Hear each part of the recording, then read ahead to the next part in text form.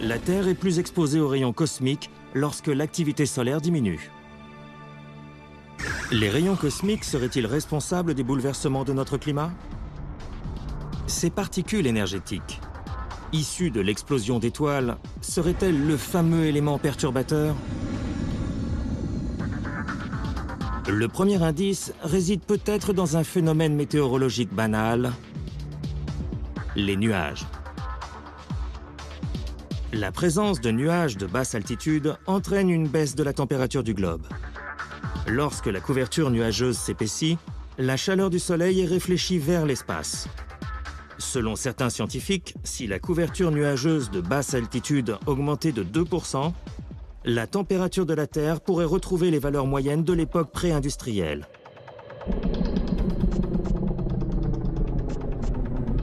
Henrik Svensmark est physicien. 2%, ça paraît faible, mais à l'échelle du climat, c'est beaucoup. Les nuages se forment lorsque l'air chaud qui s'échappe de la surface de la Terre se refroidit en s'élevant. Ce processus permet aux molécules de vapeur d'eau de s'agglutiner au lieu de se désagréger sous l'impulsion de leur propre énergie. Par la suite, la vapeur d'eau se condense en gouttelettes. Je vais simuler la formation des nuages à l'aide de cette bouteille contenant un peu d'eau. L'eau commence par saturer l'air présent dans la bouteille. Les conditions sont réunies pour la formation d'un nuage. Il ne manque que des microparticules qui serviront de support à la formation des molécules d'eau. Henrik Svensmark utilise de la fumée.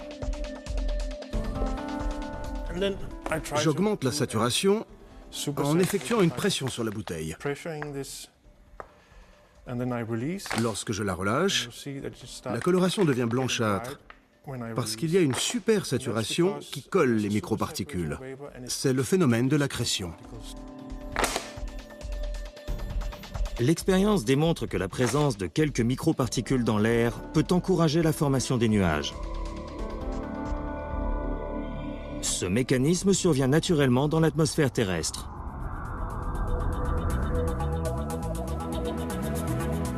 Mais que se passerait-il si l'accrétion était stimulée par un phénomène extra-atmosphérique? Par les rayons cosmiques, par exemple, ainsi que l'affirme une ancienne théorie. Eh bien, l'augmentation de la densité des nuages entraînerait une baisse des températures sur la Terre. Pour valider cette théorie, il faut chercher un lien statistique entre la couverture nuageuse et la variation du flux de rayons cosmiques.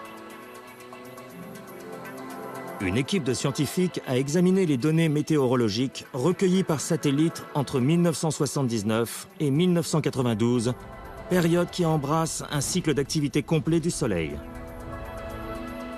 Il semblerait que la couverture nuageuse se soit accrue de 3% en période de minimum solaire, un résultat que certains scientifiques contestent. Les rayons cosmiques sont invisibles à l'œil nu, mais ils sont observables dans cette salle de laboratoire. À l'intérieur de ce caisson, la supersaturation de l'air est assurée par de l'alcool. Lorsqu'une particule chargée, comme un rayon cosmique, traverse le dispositif, elle laisse une traînée de gouttelettes dans son sillage. Il y en a partout. Chaque seconde, près de 140 particules traversent mon corps. Pour valider sa théorie, Henrik Svensmark doit en éprouver la valeur. Il lui faut démontrer en laboratoire comment un rayon cosmique peut entraîner l'accrétion de molécules d'eau dans l'air saturé. En 2005, son équipe de scientifiques met au point une expérience. Un premier caisson sert à mener des tests au niveau de la mer, tandis qu'un second est conçu pour une utilisation souterraine, à l'abri des rayons cosmiques. Dans le premier dispositif, on injecte de l'air et des gaz traces, comme le dioxyde de soufre, afin de simuler les conditions atmosphériques qui règnent au-dessus des océans.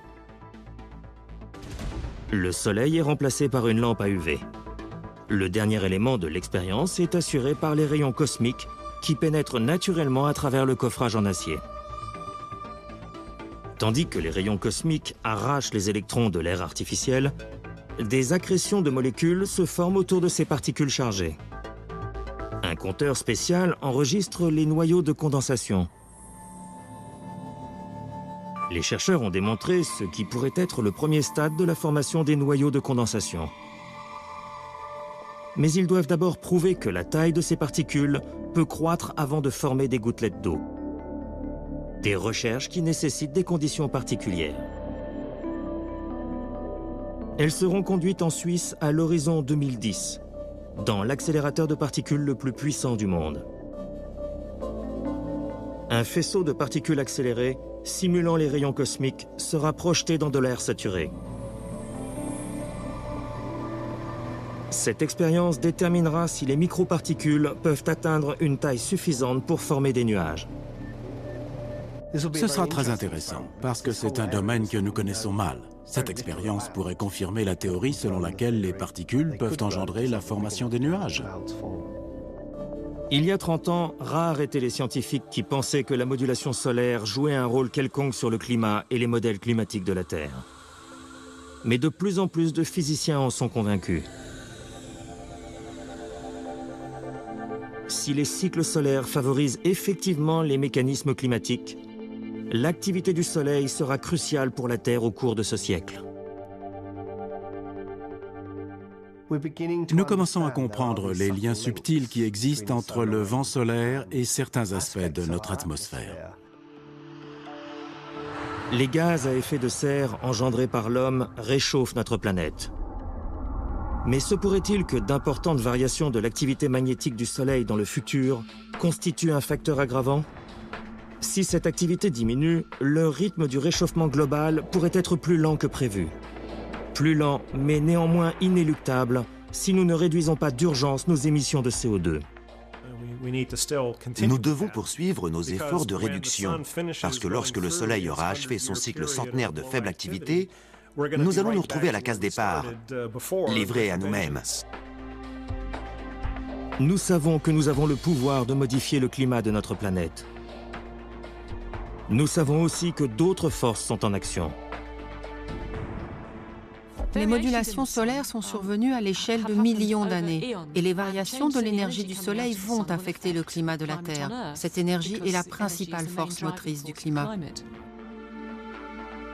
Toutes les mesures effectuées confirment que le Soleil influence le climat de la planète sur le long terme. Il est possible que la diminution de son activité magnétique entraîne un refroidissement de la Terre.